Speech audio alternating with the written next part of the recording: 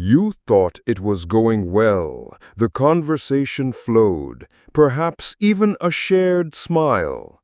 Then, suddenly, an invisible wall descends. Her eyes shift, her body subtly closes.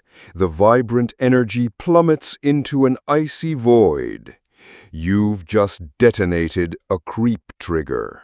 She may not even consciously register why she recoiled, but her ancient, primal threat detection system, a system far more sophisticated, far more ruthless than yours, just red-flagged your entire presence.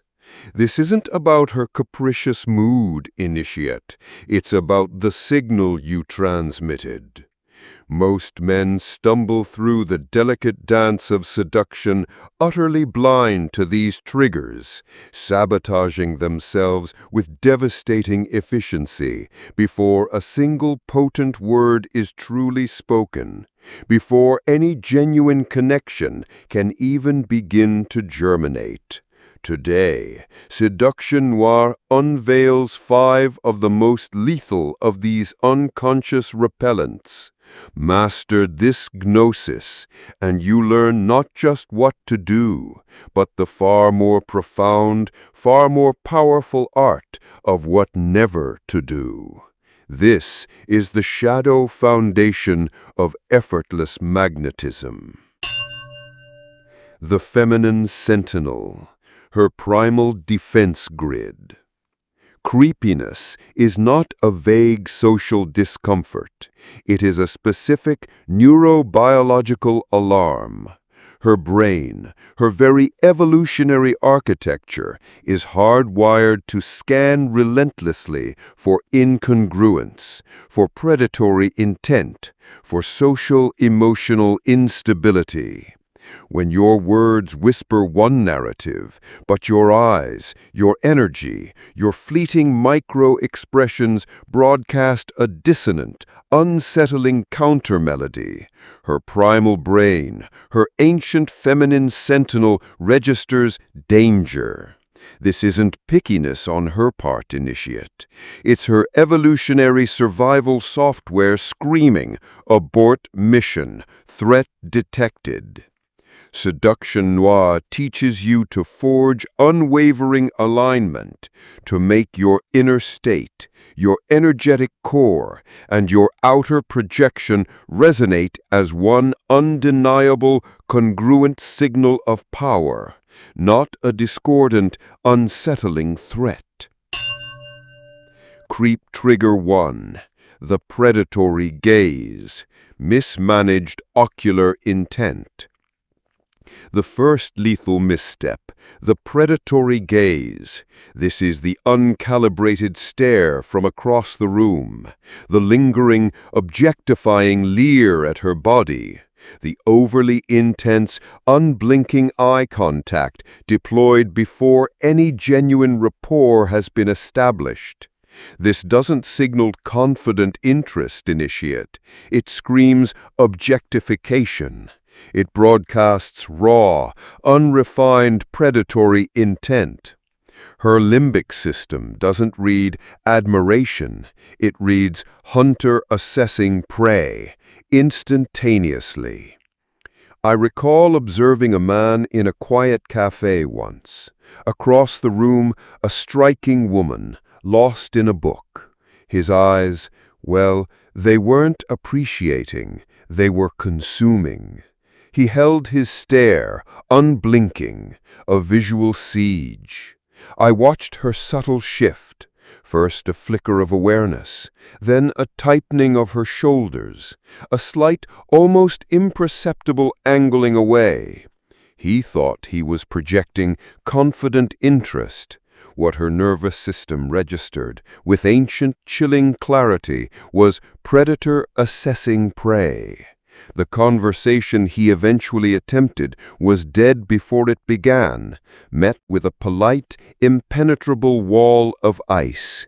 He never understood that his gaze had already declared war on her ease, long before his words offered a clumsy truce.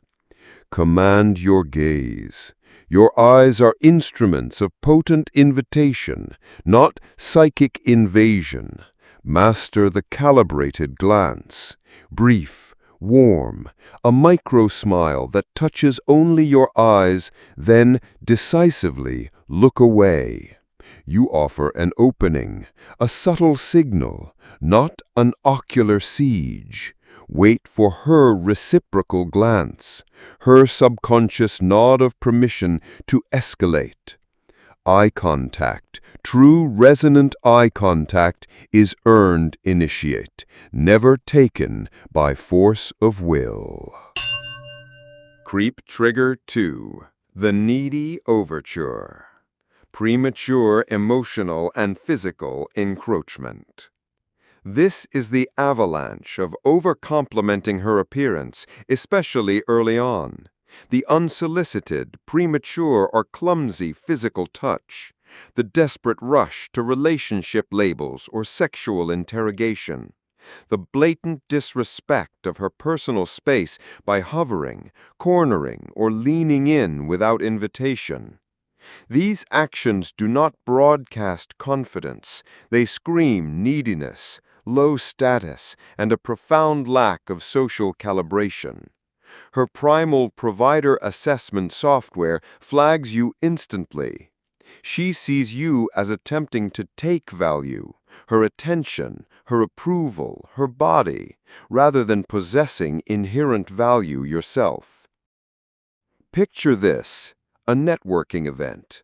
A man, clearly intelligent, approaches a woman of notable poise. Within moments, an avalanche of compliments. Your eyes are incredible. Your dress is stunning. You must be the most interesting person here. He then lightly, presumptuously, touches her arm while laughing a little too loudly at his own jest. I saw her smile freeze, not out of offense, but out of disappointment. His overture wasn't an offering. It was a demand for validation, a premature claim on an intimacy not yet earned. He was trying to buy connection with cheap currency. She didn't just reject him, she erased him from her field of viable masculine energy. He was broadcasting need, not value. Project sovereign detachment. Your intrinsic value is non-negotiable, utterly independent of her validation. If you compliment, let it be on her effort, her unique choices, a spark of her intellect, not merely her static attributes, and do so sparingly, as a king bestows a rare favor. Physical touch is a sacred privilege she grants, not a right you presumptuously claim. Let your initial interactions be a dance of resonant conversation, of playful, intelligent energy, not a desperate, clumsy grab for premature intimacy. Make her profoundly curious about your touch. Make her unconsciously invite your proximity. Master the silent command of magnetic space. Draw her into your sovereign frame with your presence, not with your grasping hands. Creep Trigger 3. The Incongruent Mask. Misaligned verbal, nonverbal signals. The third, and perhaps most pervasive creep trigger, the incongruent mask. Your words attempt to project confidence and casual ease, but your body language, your authentic energetic signature, screams anxious, approval-seeking, and terrified of rejection. The fidgeting hands, the slumped posture, the shifty, uncertain eyes, the tight, high-pitched vocal tonality. Or conversely, the nice guy script delivered with fleeting micro-expressions that betray a hidden agenda. Her hypersensitive nonverbal radar, her ancient feminine sentinel, detects this dangerous dissonance instantly. It flags you as inauthentic, untrustworthy, and potentially deceptive. I once consulted with a man, outwardly successful, physically imposing. He had memorized alpha scripts. His words were assertive, his posture dominant. Yet when he spoke to a woman he truly desired, a subtle tremor entered his voice. His eye contact, though held, carried a flicker of desperate hope. His shoulders, though broad, held a hidden tension. The woman, sharp and intuitive, would respond politely, but her deeper engagement never ignited. Why? Because her ancient feminine sentinel heard two men speaking, the confident mask and the terrified boy beneath. And it's always the deeper truth that dictates her trust and her desire. Forge inner-outer congruence. True, irresistible seductive power radiates from an aligned, integrated core. This is not about faking it, it is about becoming it. Practice embodiment. If you aim for playful, sovereign confidence, let your posture, your breath, your vocal resonance, your very cellular structure embody that state before a single word leaves your lips. Record yourself, solicit ruthless, unflinching feedback, annihilate the supplicating tics of the beta. The seduction noir path is one of radical, alchemical self-mastery, where your entire being becomes an unwavering, resonant, irresistible truth. She doesn't just hear your words, she feels your unshakable alignment. Creep Trigger IV, the monologue of self. The fourth self-sabotage, the monologue of self. Dominating the conversation, not actively, deeply listening, constantly interrupting to pivot back to your achievements, your stories, your opinions. Failing utterly to read, acknowledge, or respond to her subtle or overt social cues and signals of disinterest or discomfort. This doesn't make you interesting. It makes you a bore. Worse, it signals profound self-absorption, a stunning lack of empathy, and makes her feel unseen, unheard, and ultimately instrumentalized. Her emotional operating system registers you as a taker, a psychic drain, not a potential partner or an intriguing masculine force. I watched a first date unfold from an adjacent table. The man spoke eloquently, passionately, about himself, his triumphs, his theories, his opinions. The woman, initially attentive, began a slow, almost imperceptible retreat. Her nods became more mechanical, her gaze drifted. He, lost in the echo chamber of his own narrative, never noticed. He was performing at her, not connecting with her. He left, likely believing he'd impressed her with his intellect. What she experienced was erasure. He never once invited her reality into the space he so thoroughly dominated with his own.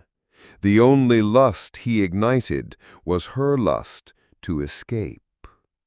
Master the art of resonant interrogation. Your objective, initiate, is not to impress her with the threadbare tapestry of your own narrative. It is to skillfully, reverently unravel hers with the focused power of your presence. Ask potent, open-ended questions that invite genuine self-revelation, not data extraction, but soul-sharing. Listen with your entire being, not just for the words she speaks, for the unspoken emotions that shimmer beneath them, for the silences that betray her deepest truths. Make her feel more profoundly seen, more exquisitely understood in your presence than she has ever felt with any other. When she feels her own reality, not just acknowledged, but amplified and sacred by yours, attraction ceases to be a question. It becomes an inevitable consequence. Creep trigger V. The desperate close. Pushing relentlessly for a number, a date, or sexual escalation far too quickly, especially after clear signals of disinterest or before any genuine comfort or resonant chemistry has been cultivated. Showing palpable disappointment, becoming sulky, argumentative, or passive-aggressive when rejected or when she doesn't conform to your desired timeline. This doesn't scream confident go-getter. It howls desperation, pathetic outcome dependence, and a profound inability to read fundamental social cues. This triggers massive, visceral repulsion. She reads it correctly as you wanting an outcome, a notch on your belt, not her, not the unique essence of her being. Consider the common scene, a brief, pleasant interaction, perhaps a shared laugh at a bar. Then the premature lunge. So, can I get your number? Before genuine comfort, before shared vulnerability, before she has signaled clear reciprocal investment. I've seen the subtle shift in her eyes countless times. The initial openness clouds with caution, sometimes even a flicker of distaste. He isn't attuned to her rhythm. He's fixated on his outcome. The number, even if given under polite duress, rarely leads to connection. It becomes a monument to his impatience, a symbol of his inability to allow desire to unfold organically, to savor the potent alchemy of the unforced. Embrace the unyielding power of the strategic void. Your true objective in any interaction is not to desperately extract a yes. It is to create an intoxicating, unforgettable experience, to leave an indelible energetic imprint on her psyche. Let the interaction breathe. If the vibe is authentic, if the resonance is real, the invitation for more will often emerge organically, frequently initiated by her. If it's not, withdraw with absolute grace, with sovereign indifference. Your profound detachment from a specific outcome is, paradoxically, one of your most devastatingly attractive qualities. Make her wonder, make her ache to know if she made enough of an impression on you. 8. The obsidian shield, transmuting repulsion into resonance. These creep triggers, initiate, are not arbitrary social faux pas. They are violations of primal, energetic, evolutionary laws. They signal to her deepest survival instincts that you are either a low-value supplicant, a socially inept clinger, or worse, a deceptively masked predator. Her repulsion is not personal, it is biological, an ancient defense mechanism honed over millennia. The antidote, the true alchemy, is not found in memorizing more lines, more techniques. It is forged in the unforgiving fires of radical self-awareness and the relentless cultivation of unshakable internal sovereignty. When your presence radiates genuine confidence, calibrated social intelligence, and a profound respect for her energetic boundaries, a respect born not from fear, but from your own unshakably centered power, these triggers cease to exist as dangers in your reality. You cease to avoid creepiness. You simply transcend the very conditions that create it. 9. The cathedral's gaze, forging your unflinching presence. You now hold the keys to dismantling the very behaviors that poison attraction at its root. This is not mere dating advice. This is the sacred gnosis of dark social dynamics, the architecture of repulsion transmuted into the calculus of resonance. Seduction noir does not teach you to play the game better. We teach you to become the man for whom the game itself bends its rules. If this transmission has armed you against even one self-sabotaging creep trigger, ignite the like button now. Signal your commitment to calibrated sovereign power.